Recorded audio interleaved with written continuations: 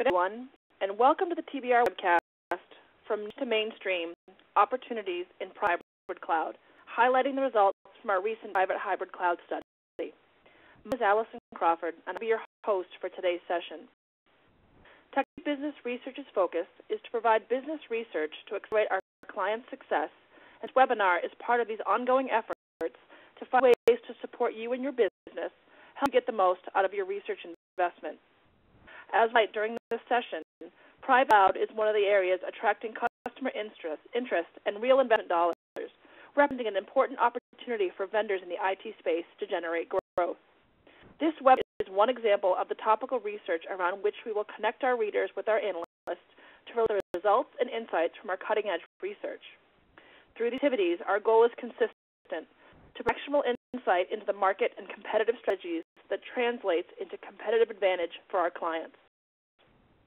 In minutes, Allan Krans will delve into the trends driving the results featured in this recently released study, followed by a Q&A and how they will affect you.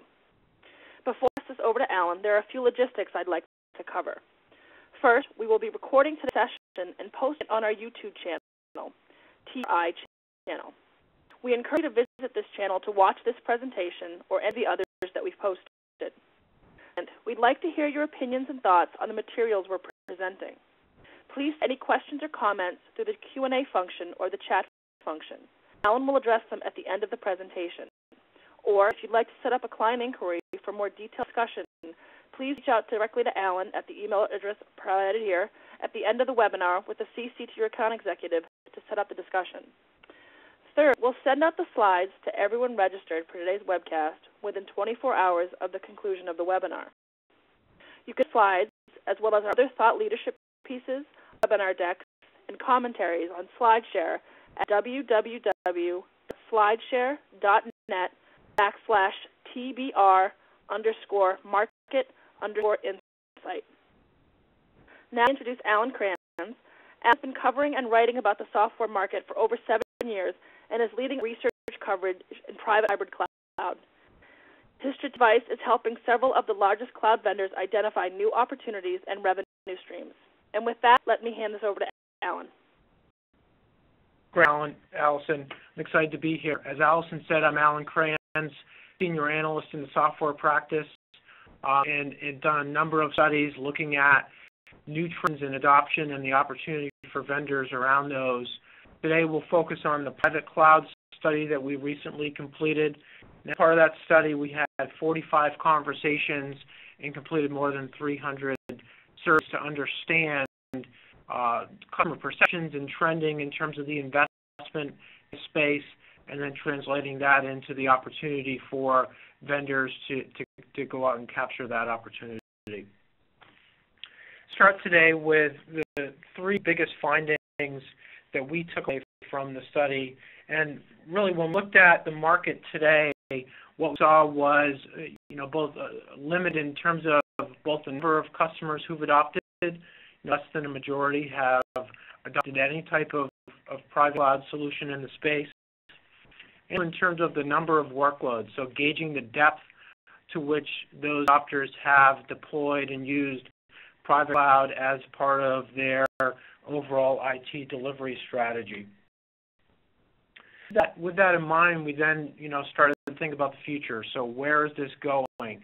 Is this going to fizzle out? Is there real opportunity here, or is it going to be a very shallow market that in 5 years won't really represent a whole lot in terms of revenue generated and profit generated for vendors in the space?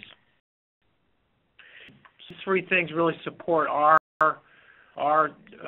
conclusion that there is real opportunity here. Customers are going to be increasing the depth of their adoption, and that base of adoption is also going to broaden to a majority of customers. So there's going to be real dollars spent. It'll be driven by, we think, 3 main things. First, the evolution of how customers perceive and look to private cloud solutions. So they're really the opposite sides of the common cloud coin. In the future, we see perceptions changing significantly in terms of how the cloud can be used, where it's best suited. So that's the first factor driving that increase in adoption. The second, and we take this perspective with all of our studies because private cloud is not going to occur in a vacuum. It's going to take place in the context of what customers already have today and the other options in terms of how these workloads can be delivered. So how, what's going to change to make room for the private cloud growth? It's really going to be at the expense of traditional on-premise solutions, not as much a detrimental factor in terms of the other alternative delivery methods like private or public cloud that continue to grow in the market.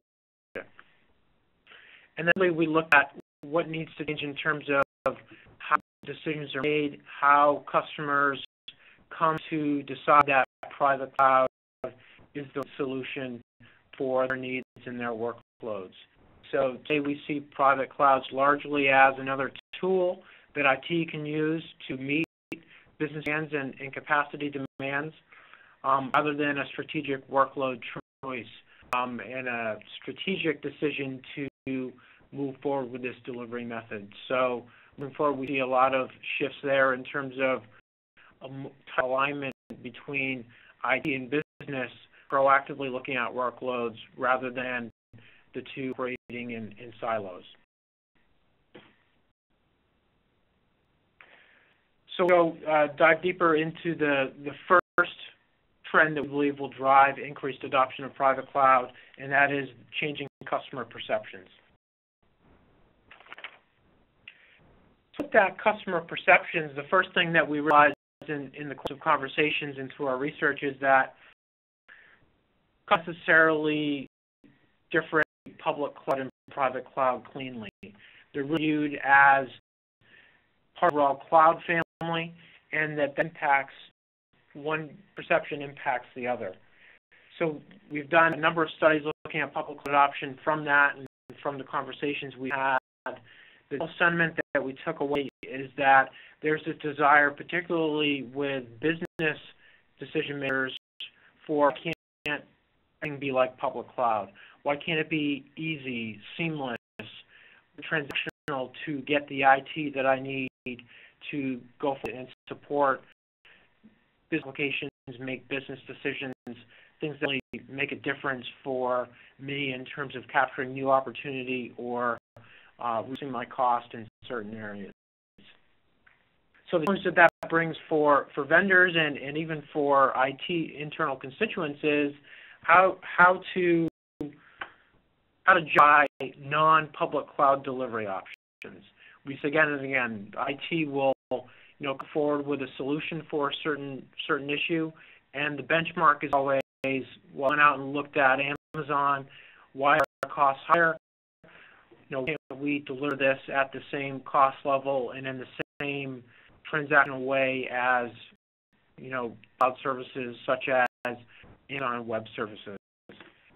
So for both vendors externally and IT internally is to really look at the whole cost and also represent all the trade-offs in terms of the performance, the reliability, the security, so that can then justify non-public cloud delivery options for your workloads.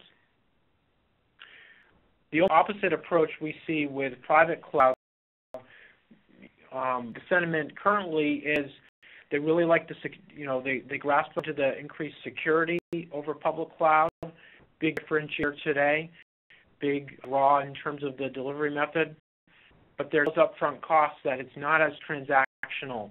There are more upfront expenses involved with getting a private cloud solution deployed. So the challenges and the IT challenges for those customers that we spoke with really are clearly admitting the advantages of private cloud, doing a benchmark against public cloud, and using that to justify private cloud. So it's not necessarily about justifying why you're not going with a public cloud. It's about making the specific case for a private cloud, and that's one of the key decision factors that we saw for customers that want to move forward with it, customers that have moved forward with it, they've been able to make the case for private cloud, not make the case for, while certainly certain delivery options would not be a fit. So go a bit deeper into those perceptions and having a clear understanding of how they're viewed in comparison to another. Today we really see, more is more for public cloud. Anything that can be delivered seamlessly and at the lowest cost is, has an advantage in terms of making that business case, whereas private cloud really is being fitted niche. There was something on the previous slide that sums up a lot of the sentiment that unless you have compliance or certain regulations or security mandates that you must meet, and the increased cost for private cloud is something that meets the risk-reward profile for that workload.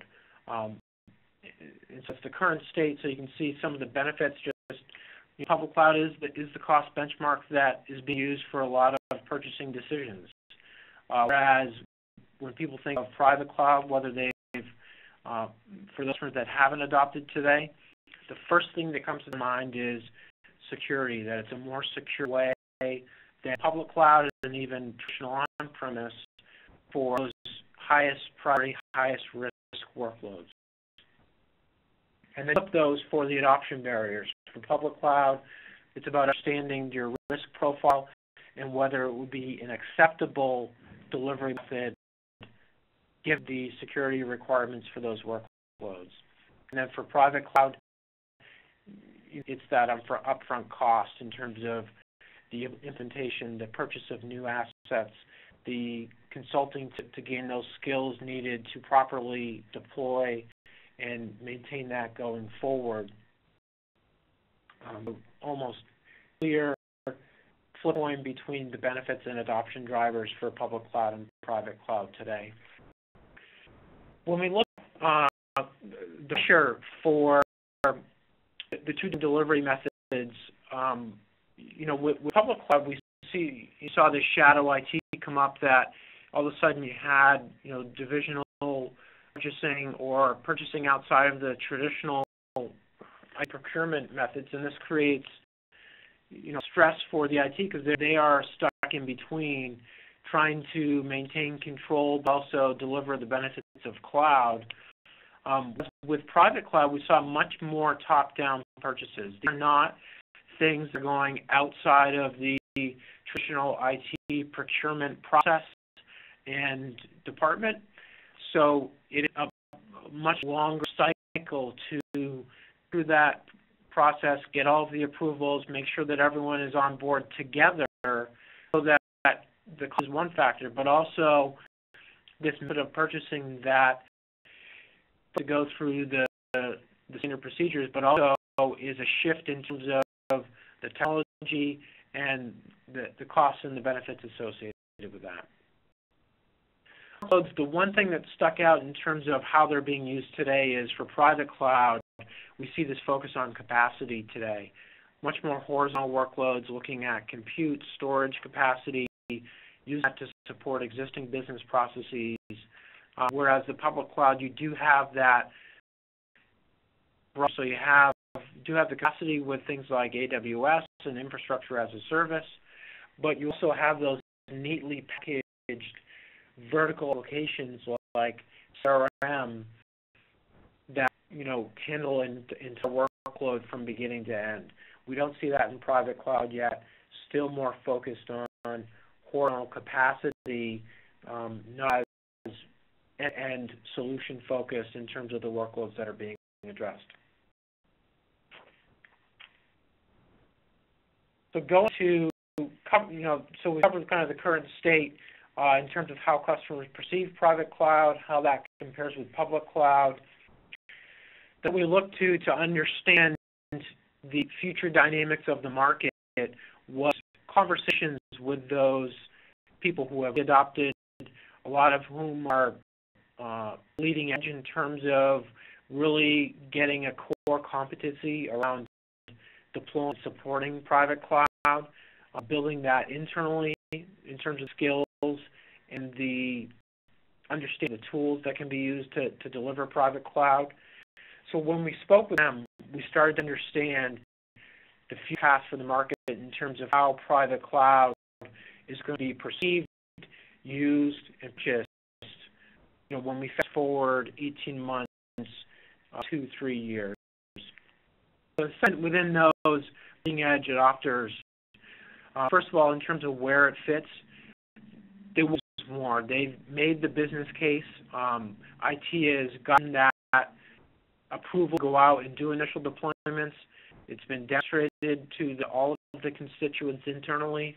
So now the shift in behavior is we want to use this more to, looking at things like pulling existing public cloud deployments on-premise, using private cloud to cost-efficiently deliver them, also to enhance in a lot of ways the performance, the reliability, all of the shortcomings that can come with public cloud services.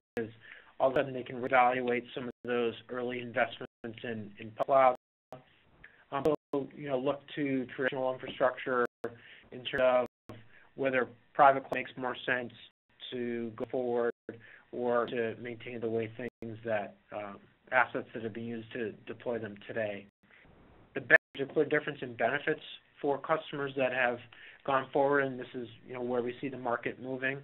There's a focus on efficiency and value. So not only looking at the cost, but the benefits compared with other delivery methods, and really being able to understand the entire cost. Because for a number of customers, it's not necessarily a foregone conclusion that private cloud is more expensive. We'll tie in all of the improved labor practices, really look at the entire cost in terms of the stack needed for public cloud services to deliver the same type of performance and reliability. It's not a foregone conclusion that private cloud is going to be more expensive. Cost remains an adoption barrier. That we see that changing. Like any new IT initiative, that will be one of the things really that slows adoption and prevents just a wildfire of adoption out there, because it is there is cost associated with this, and when you look at types of workloads that customers want to deploy, those are big terms of cost. There's no way to get around that. So look at the adoption pressure and the workloads. We see this shift from the top down, the mandate from getting all the buy-in to this focus on external factors. Looking at all of the competitive, the customer insight that can be delivered, both in terms of the efficiency of IT, the right data in the hands of the right people. Also, the cost savings that comes along with scaling this up, doing it in a more efficient way beyond initial deployments. All of a sudden, the cost basis becomes a lot more attractive, and it can be a competitive advantage either in terms of more dollars to the bottom line, or you can look at moving on to new workloads using that increased efficiency. And then the workloads. We clearly saw customers want to get above the capacity requirements, partner proactively to look at and workloads, understanding business applications, custom applications, how those can be transitioned to cloud as an alternative delivery method. Well, those are the things, the perceptions, the use, the behavior that we see driving changing customer perception for where private cloud fits, for what workloads, and for what customers going forward. So the next we wanted to cover was looking at, in that broad context of workloads and delivery options, the impact to the overall market is going to be as a result of increased private cloud adoption. Benchmark for where we are today. We went out and did our survey of 300 auditors and evaluators. We saw 99% have already adopted. That we include multiple different flavors of private clouds. These aren't all customers that have built their own infrastructure from the ground up. There's appliances and also service provider delivered private cloud within that 39%. Going forward, we ask people over the next 18 months, do you plan to purchase private cloud, in either three flavors that we included with the study?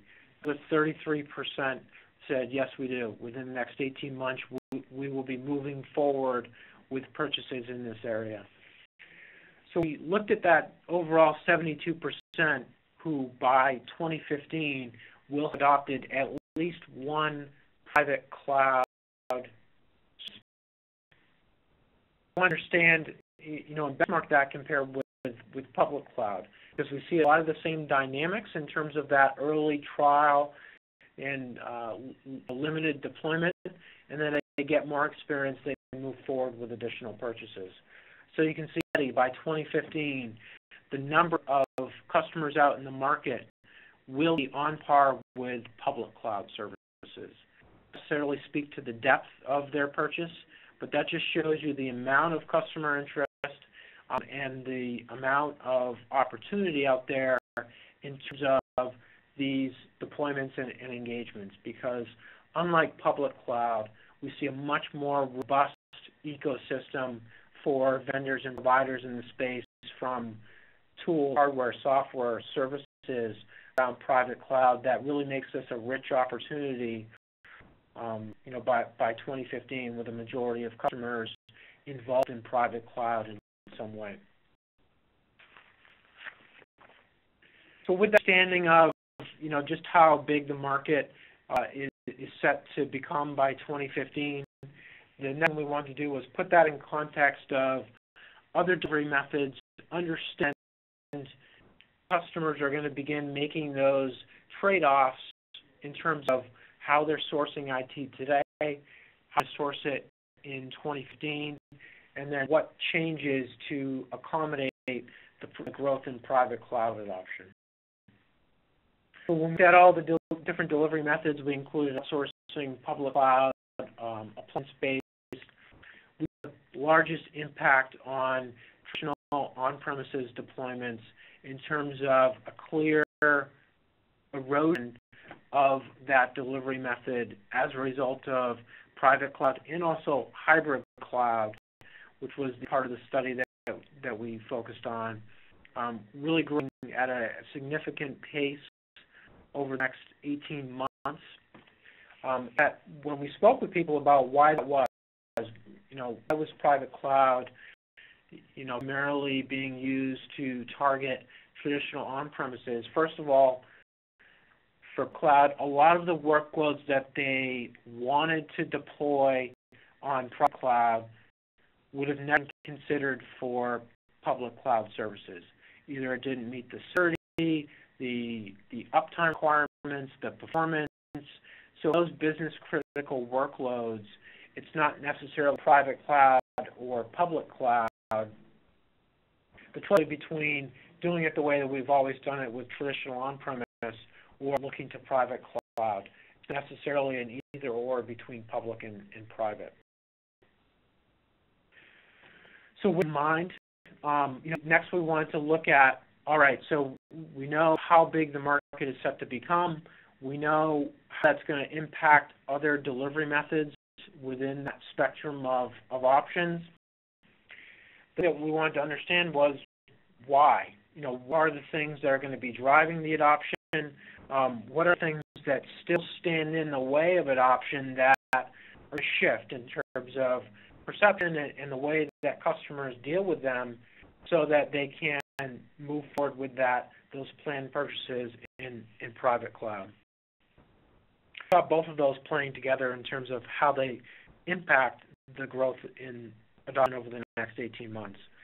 So when we look at first the drivers, we realized some of the change in perceptions, stoking those things that customers look to in terms of differentiated private cloud today.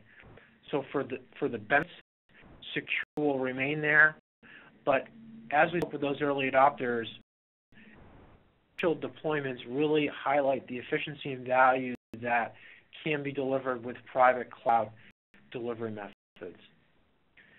One, cost.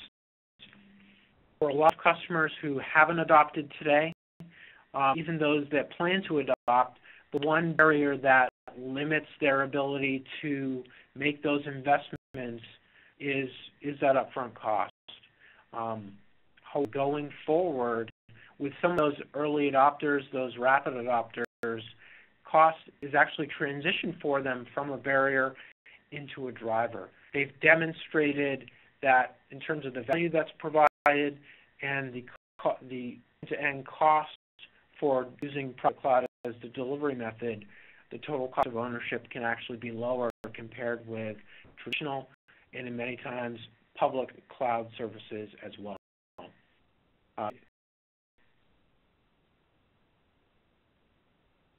In terms of the barriers, again, gets back to changing perceptions.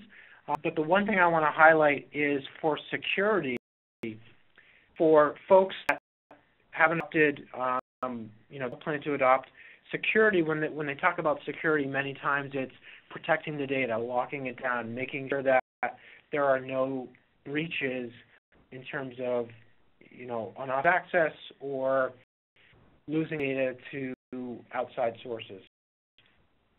We saw with people who adopted and even those who are planning to adopt is one, just the locking it down, protecting it against breaches, looking at execution risk.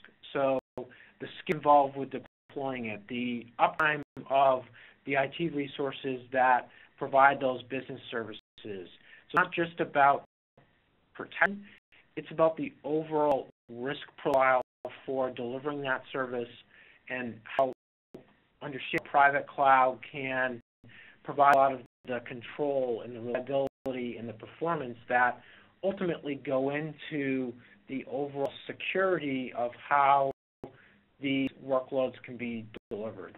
So that the why, both a redefinition of the drivers and also a reconsideration of the barriers. Some of them will remain, but we do see a change in terms of the customer behavior as they confront those barriers to adoption.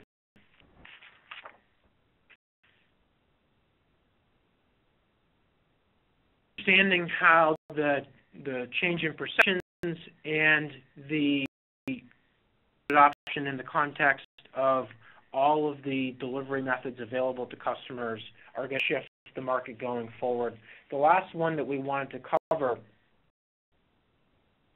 how the processes and operations for into yes for private cloud are going to shift going forward. Move private cloud from an IT from just another tool to a strategic workload choice for customers in the space.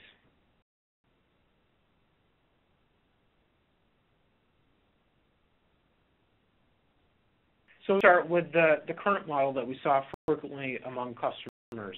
So, we have some quotes here that really sum it up very well, but essentially it's IT being caught in the middle of delivering workloads with all of the constraints that are put on them. So cloud for a lot of these early adopters who've gotten started, most recent adopters, is that this is another tool. This is a great tool to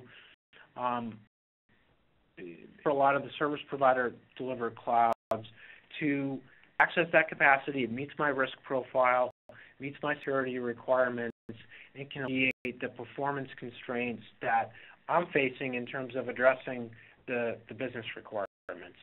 So look at the workloads that are being adopted today. We have desktop productivity, backup and recovery, virtualization, all fairly horizontal workloads, not application specific, or business use in most cases. So it's reflected in the workloads. It's not being really strategically sourced today.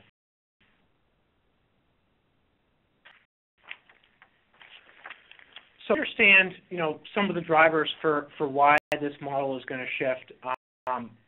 Here is we laid out some of our initial hypotheses, and these were both as researchers, but also, common in the market to go out and test and, understand whether those are disproved or validated in the space. So at first, why it's going to be adopted.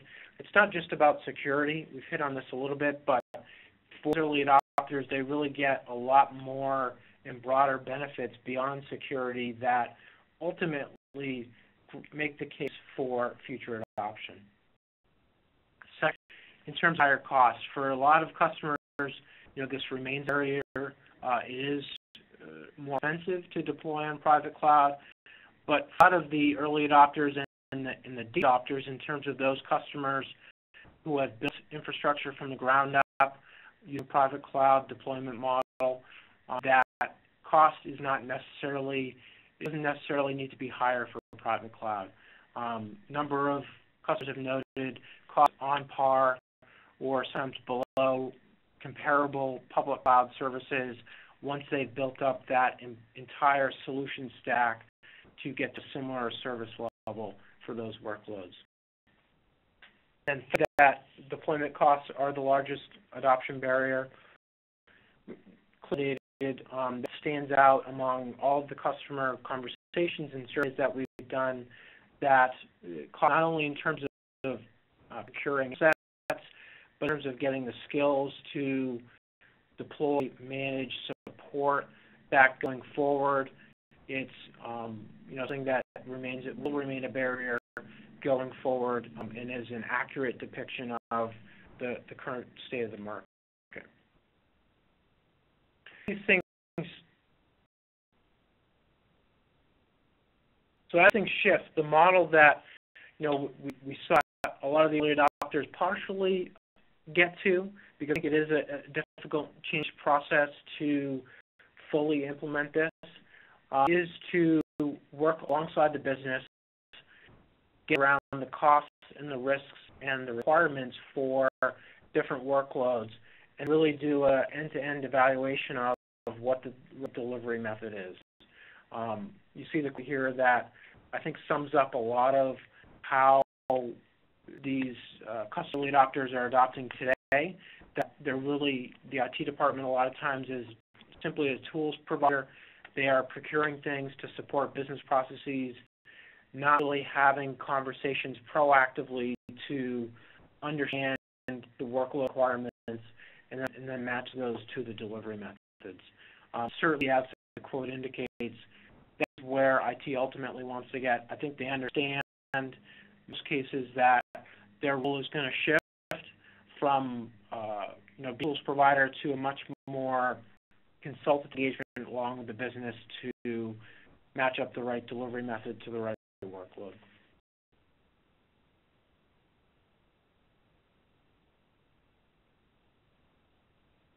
Okay, so in summary, so we see private cloud as much more than a shallow adoption impact on the market.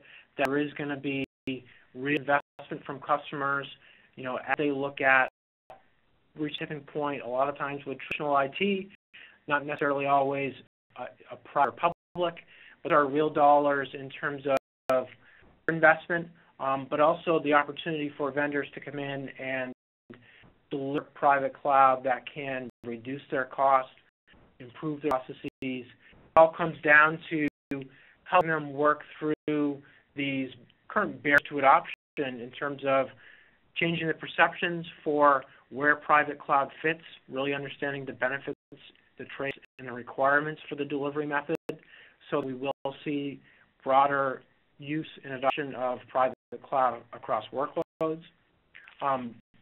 Second, helping understand with customers, they should make a shift from current delivery methods, when to decide that the way things have been done, the traditional assets, there are cost savings to be had by changing that delivery model, moving over to private cloud, and wiring some of the legacy, both assets and processes that drive inefficiency within IT.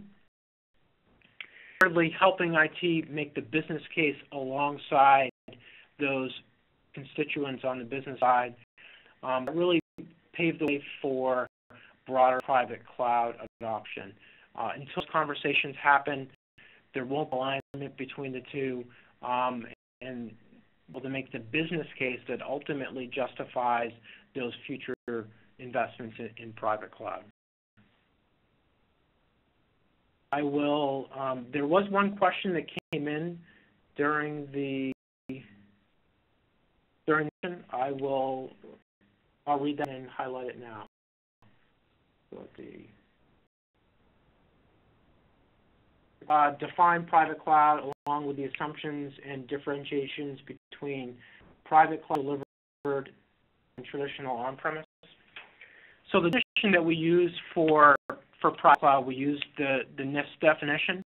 That was presented to participants in both the survey and the interviews.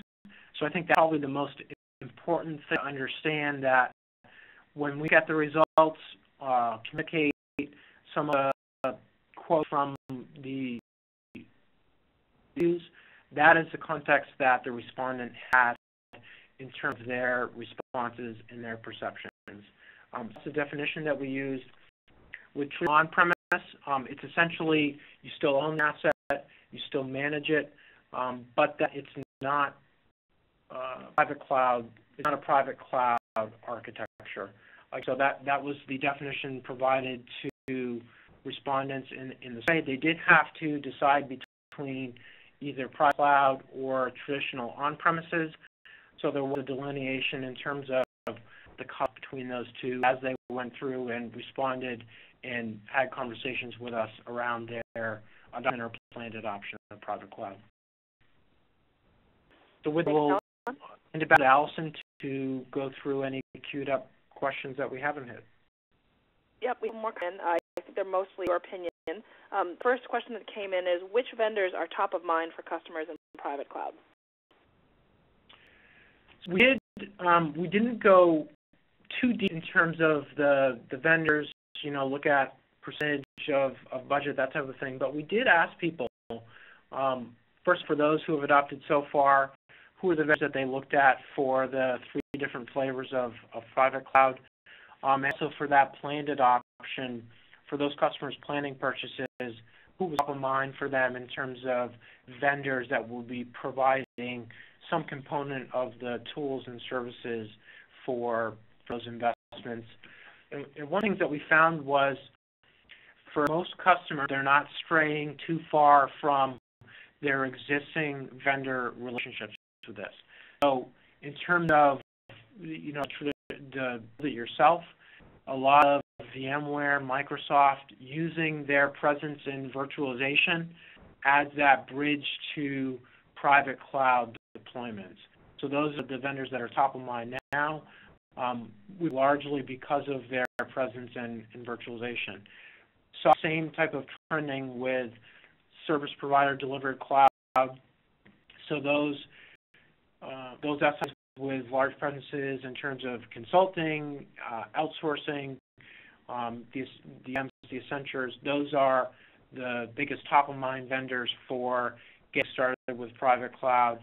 One thing that we think will change going forward is you may see more switching as customers look to deeper implementations. So as they got experience with that first deployment, the procurement could be different in terms of pulling in more rings to really do a more extensive evaluation of which vendor could be the right fit. Question just come in. The next one is, do customers view cloud adoption as change in their software mix or hardware mix? So for when we do the traditional on-premise, the big shift I think that we see is not much on the hardware mix, that for customers that have, every customer who's adopted has built it themselves, but that you see the same type of preference in terms of the hardware provider there. They may be replacing some servers, but for most times their existing providers will be the source that they'll procure from the hardware side. For the software side, I see more willingness to kind of shift that mix, that it'll be more of a competitive environment in the software side than the hardware side, just because I think for customers in the market, that's where we see the biggest differentiation today. So I'm going to do a more extensive evaluation of the offerings in the right software platforms and solutions there than they're going to do on the hardware side. Okay, question that came in. Did you look at externally hosted dedicated private cloud adoption, say via service provider, versus on-premise private cloud? We did. So that was, we included both of those, and we included the delivered private cloud as well, so that we, it's not just a singular private cloud. We did differentiate that we've seen from survey is that service cloud is just an on-ramp. I think that makes it a good fit for a lot of the early adoption. That was one of the larger categories in terms of how it's actually delivered. And that's because not only from a skills perspective, an investment perspective, there's a variety of different payment options. So that we're about cost being one of the primary barriers. This provider delivered cloud is really, one of the best ways that we think for customers to get started with it, to understand the benefits and trade-offs with private cloud, and then really evaluate whether it makes sense for them to invest in an on-premise deploy or other workloads. So yeah, we did cover that, and got an understanding of for customers that have adopted service provider delivered cloud. Is this a long-term thing, or is there being a shift going forward? Okay, we have one more question. It's a follow actually from the same person, just this one in. Have you seen anything that the industry is doing to eliminate your stated adoption barrier, e.g. Initial purchase cost, like say private clouds that are utility consumption price-based, similar to public cloud? Not eliminate barrier, but mitigate the impact of initial pricing barrier. Yeah, I think a lot of vendors have come up with innovative ways to help offset that, to get customers started, understanding, really demonstrating the value of it. So for sure, I think that's one of the ways that vendors have and will continue to off that initial adoption barrier, both in terms of skills and cost, to get customers started with it. I would say one of the other questions that we've gotten from some participants or clients for the study, do customers view those types of private cloud differently than on-premise self-built private cloud? And I can tell that they do. That although some of the benefits may be the same, they still feel like it's secure, that they don't feel, and perhaps good reason, that they're going to get the same type of efficiency or stability in terms of how that's controlled and managed within their environment. So I think you will see continued rise of service provider delivered private cloud, but long term, more customers are going to go forward with on-premise investments, so they can retain the control management efficiency that they get, with on-premise deployment. And that control, a lot of times, is the control and flexibility, I think, are the biggest things that's going to drive more on-premise longer term than the purely service provider delivered clouds. Thanks, Alan, and thank you everyone for your questions. We're out of time, and so I want to thank everyone for taking the time to sit with us today. If you're interested in getting access to this research, please reach out directly to Alan or Stuart or James McElroy, and their contact information is on the screen. Before we sign off, we'd like to encourage you all to follow Alan and TBR on Twitter for more information as it's released through our research. I'll leave the chat function open for another few minutes or so. If there's any last-minute questions or anyone would like to set up further discussion with Alan around this research study, and we look forward to talking with you guys more in the future. Have a great afternoon, everyone.